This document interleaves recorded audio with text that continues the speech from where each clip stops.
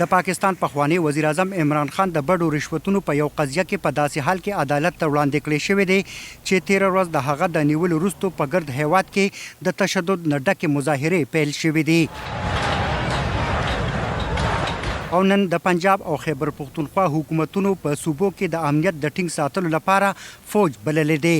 د عمران خان د قضیې د اورونې لپاره د اسلام آباد پولیس لاین سب عدالت ګرځول شوی وو او د اورونې په مهال عمران خان د احتساب عدالت جج ته ویلي چې د هغه گرفتاری غیر قانوني و او هغه ته د گرفتاری په موقع هیڅ دستاویزات نه ښودل شوی. हम खान साहब की सेहत को लेके बहुत फिक्र مونږ د عمران خان د صحت په اړه فکرمند یو او غوښتل مو چې مونږ او خان ډاکټران د هغه سره وویني او طبي معاینه وکړي خو عدالت ته پرې نه ښودل شو. د حکومت لخوا جوړ شوی ډاکټرانو په ډله زموږ اعتبار نشته. हमारा तसल्ली नहीं है.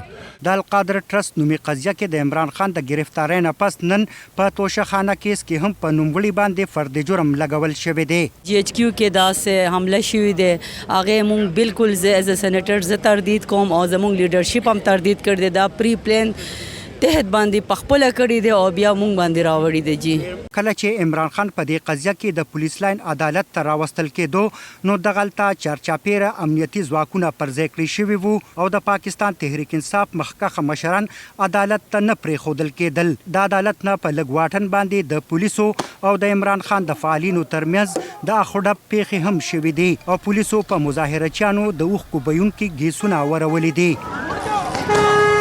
زما اندازه دا چې کوم ملک حالات جوړیږي هغه د پولیس او رینجرو په هغوی نشي کنټرولولی. نو دې وجه نه اوس پنجاب حکومت نوټیفیکیشن کو پنجاب حکومت فوج ته حواله کو. اوس معلومات دا دي چې اسلام آباد هم روان 1 घंटा کې 2 घंटे کې مشاورت روان دي. اسلام دا چانسز دي چې اسلام آباد هم فوج ته حواله کی. راپورونه وایي چې احتساب عدالت پخوانی وزیر اعظم عمران خان د 8 ورځو د ریماند لپاره نیب ته سپارلی دی.